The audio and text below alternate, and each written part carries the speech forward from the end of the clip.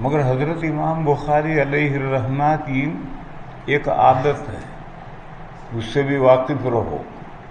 امام بخاری ان کی رائے کے خلاف جو حدیث ہوگی اسے لائیں گے، گویا وہ حدیث دنیا میں ہے ہی نہیں۔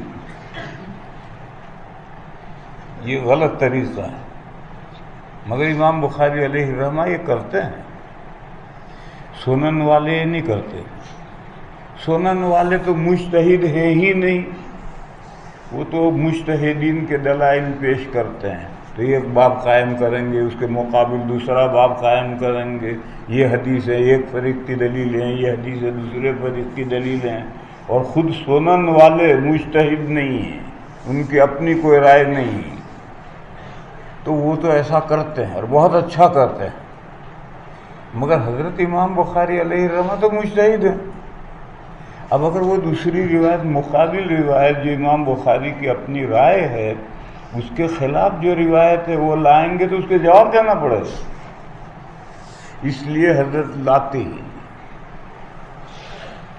اور یہ غلط طریقہ ہے، اور یہ غلط طریقہ چلا ہوا ہے۔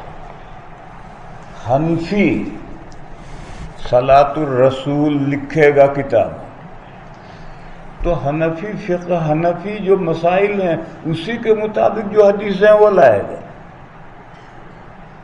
اور دوسری حدیث کتاب میں لائے گا ہی نہیں۔ یہ کیا طریقہ ہے؟ شافعی صلاۃ الرسول لکھے گا تو امام شافعی علیہ الرحمہ کے اجتہاد کے مطابق جو حدیثیں وہ لائے گا، دوسری حدیثیں لائے گا ہی نہیں۔ یہ کیا طریقہ ہے؟ اس کا نقصان کیا ہے کہ آپ نے لکھی صلاۃ الرسول، اس میں ترک رفع کی 100 حدیثیں جمع کر ڈالی، ترک رفع کی بہت حدیثیں جمع کر ڈالی، کتاب چھپی، غیر مقلد کیا کہے گا؟ وہ دکھائے گا، دیکھے مصنف کتنا بدمعاش ہے، بخاری کی رفع یدین کی روایت نہیں لایا،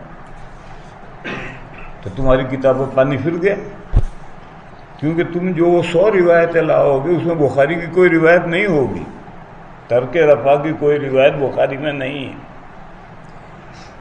اور اب آپ کی کتاب چھپی، وہ لوگوں کو دکھائے گا کہ دیکھیے مصنف کتنا بدتمیز بدمعاش ہے، دیکھیے بخاری میں رفع یدین کی روایت ہے، اس کو نہیں لا رہا، تو آپ کی کتاب پر پانی پھر گیا۔ اس لیے یہ طریقہ ہی غلط ہے۔ بھئی ساری حدیثیں حضور کی ہیں، اگر امام ابو حنیفہ کا اجتہاد کسی ایک حدیث کے موافق ہے، امام شافعی رحمۃ اللہ علیہ کا اجتہاد دوسری حدیث کے موافق ہے، تو حنفی کو اپنے امام کے قول کی دلیلیں بیان کرنے کے بعد وہ جو دوسری حدیث ہیں ان کو ذکر کر کے معقول جواب دو۔ امام شافعی رحمۃ اللہ علیہ کے قول کی حدیثیں جمع کر کے پھر جو ان کے قول کے خلاف ترک رفع کی حدیث ہیں وہ سب ذکر کر کے جواب دو۔ طریقہ تو یہ چاہیے، مگر یہ بہت مشکل کام ہے، یہ ہر ایک کے بس کا کام نہیں ہے۔ کتابیں لکھنا تو ہر ایک کے بس میں، کوئی کتاب نہ ملے تو میزان کی شرح لکھو، لیکن یہ موقف بہت ہر آدمی کے بس کا نہیں ہے۔ نہیں ہے تو کس نے تمہیں کہا تھا صلاۃ الرسول لکھو؟ ہر آدمی صلاۃ الرسول لکھنے بیٹھ جاتا ہے۔ تو میں یہ کہہ رہا تھا کہ یہ طریقہ غلط ہے، مگر یہ طریقہ سبھی اپناتے ہیں۔ امام بخاری علیہ الرحمہ بھی یہ طریقہ اپناتے ہیں اور یہ طریقہ غلط ہے۔ امام بخاری کا جو اپنا اجتہاد ہے اس کے خلاف جو روایت ہوگی، چاہے کتنی مضبوط اعلیٰ درجے کی روایت لائیں گے ہی۔